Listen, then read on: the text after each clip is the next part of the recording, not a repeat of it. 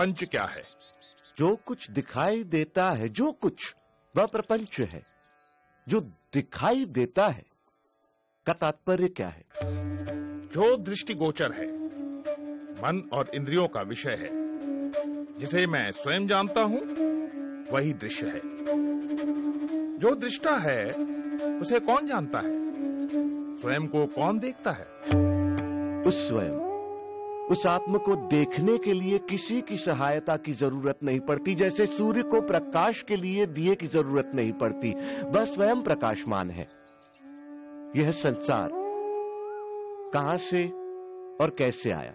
यह सृष्टि उससे और सिर्फ उससे आई। वह कौन है?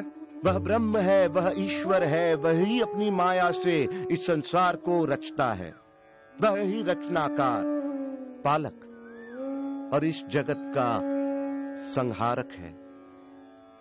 ब्रह्म इस संसार की रचना, पालन और संहार कैसे करता है?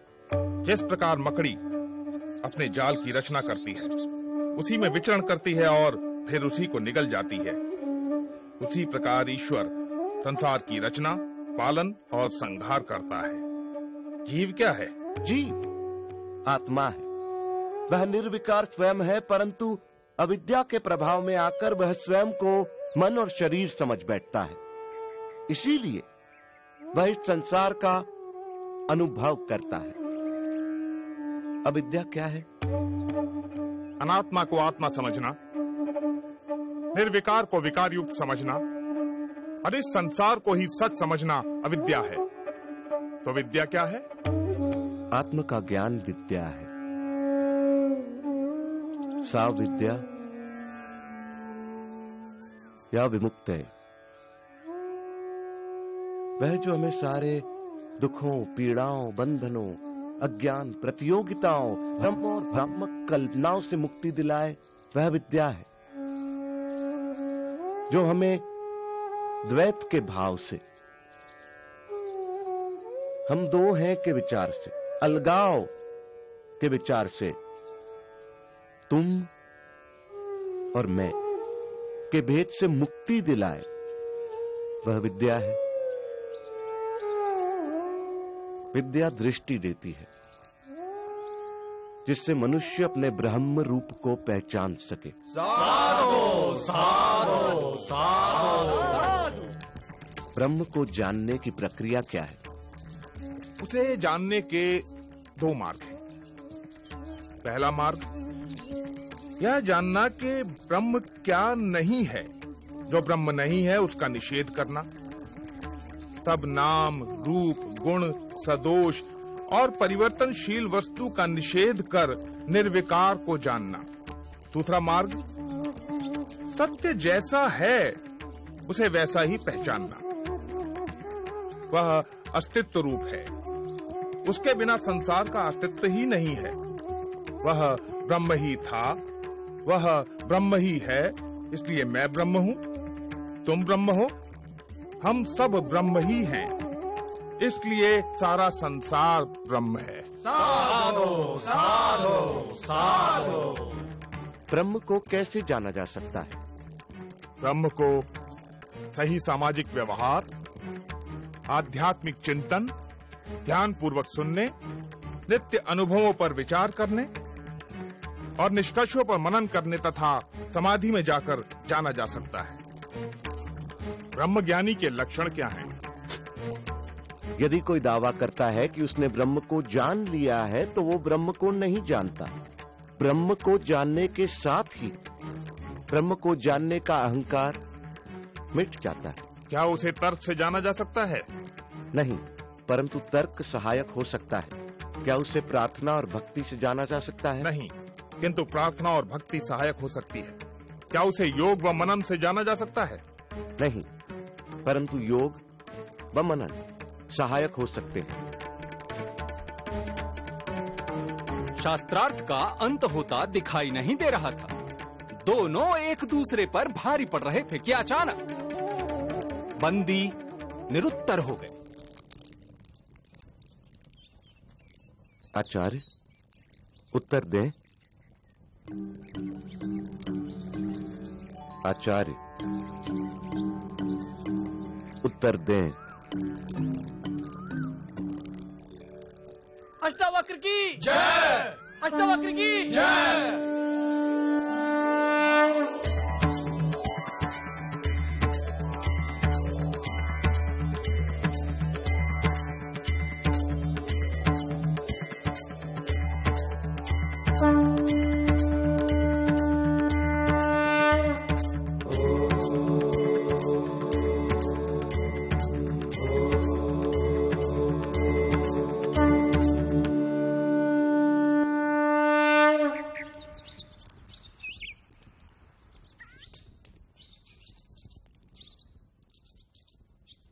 मैं अपनी पराजय स्वीकार करता हूं। मैं जल समाधि लेने के लिए तैयार हूं।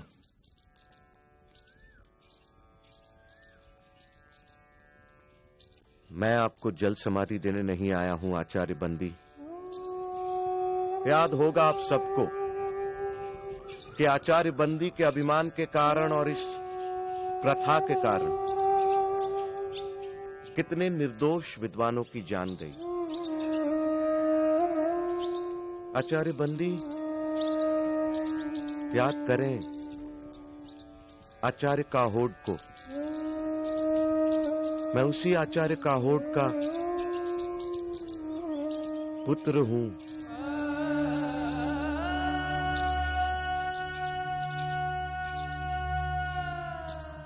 आज मैं विजयी हूं, आप पराजित। मैं चाहूं तो आपको जल समाधि दे सकता हूं, परंतु मैं ऐसा नहीं करूंगा आचार्य बंदी। क्षमा ही मेरा प्रतिशोध है। मैं आपको क्षमा करता हूं आचार्य बंदी।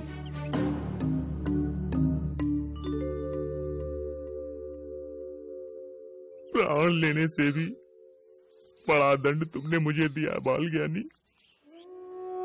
मुझसे पाप हुआ है, पाप हुआ है मुझसे पाप। पश्चाताप की आग से बड़ी कोई आग नहीं आचार्य बंदी। हर दिन इस आग में जला पवित्र हो, यही आपका प्रायश्चित होगा। शास्त्र को शस्त्र न बनाओ।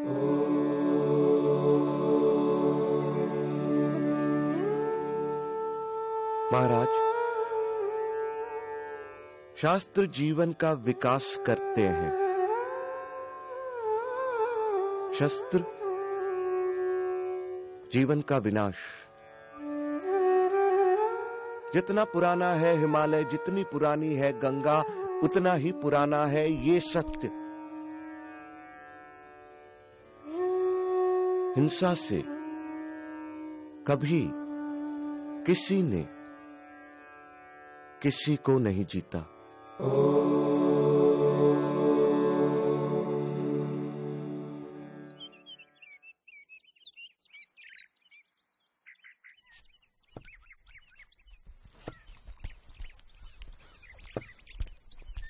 अहं निर्विकल्पो निराकार रूपो विभुत्वा च सर्वत्र सर्वेन्द्रियाणाम् न चासंगतो नैव मुक्तिर्न मे यश्चिदानंद रूप शिवोऽहम् शिवोऽहम्।